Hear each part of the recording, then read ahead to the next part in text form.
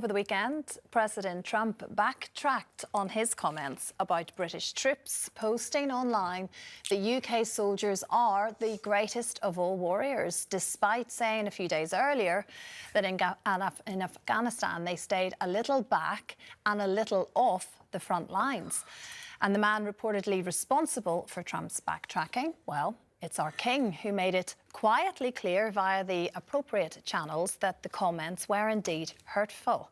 So should the king and the royals in general have more say and power over world affairs? I mean, I'm assuming the Queen had much more say than we were ever aware, Jane, because she never would have publicly spoken out. We know she was obviously very heavily involved in discussions with the Prime Minister.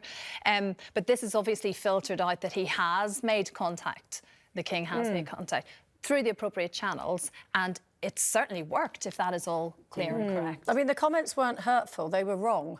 Yeah. They were wrong. Just plain wrong, which, you know, is not unusual with President Trump, but he's kind of...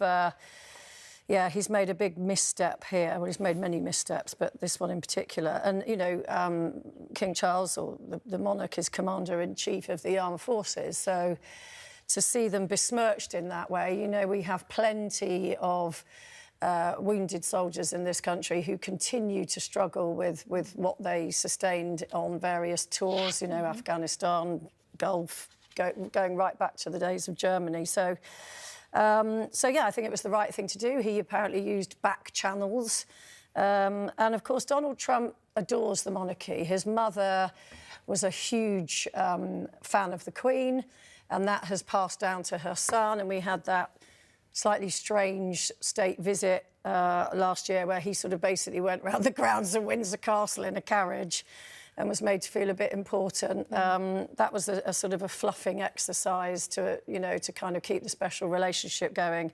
So, yeah, I think if someone like Trump gets a message from the king to say, you've got this wrong and you need to put it right, he's listened and he has put it right. But what do you think, Jane, about this continued...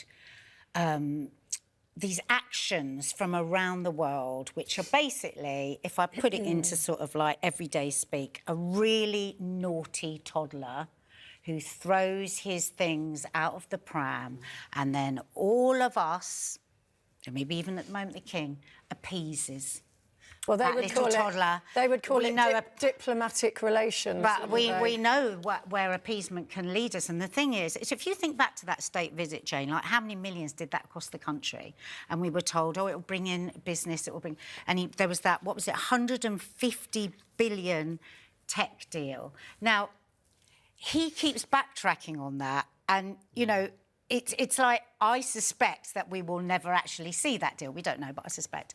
And I think that time and again we're shown that people suck up to him, suck up to the little toddler, and his behaviour actually gets worse. And I really feel now that the world, that Europe should pull together and have one clear message.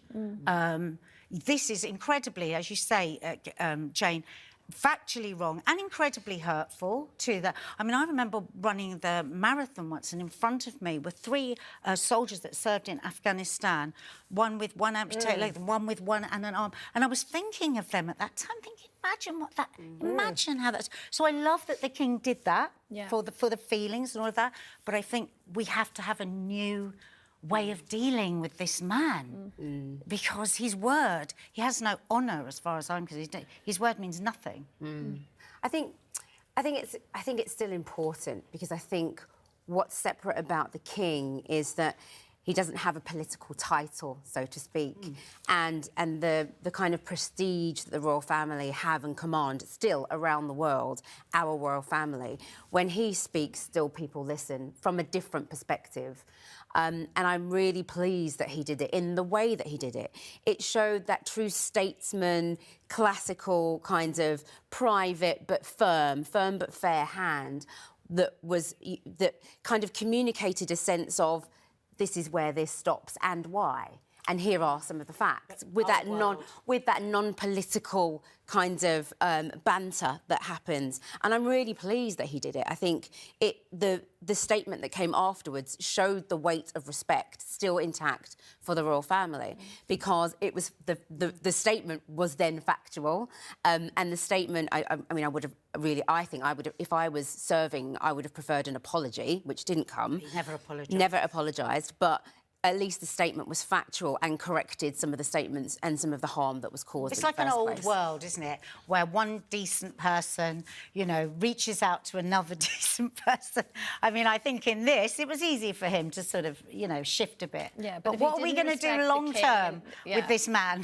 But if he hadn't respected the king in the way that he does, I'm sure we wouldn't have had any kind of response off the back of it. No, I think it's great he did it. But yeah, and it's interesting whether going forward, and we've heard Prince William discuss how things will be slightly different when he's king. You wonder just, will that role change slightly? Maybe they will be more vocal when it comes to the world stage. But yeah, but to be fair, Nadia, they voted for him, didn't they? Yeah. So that's what it is. Well,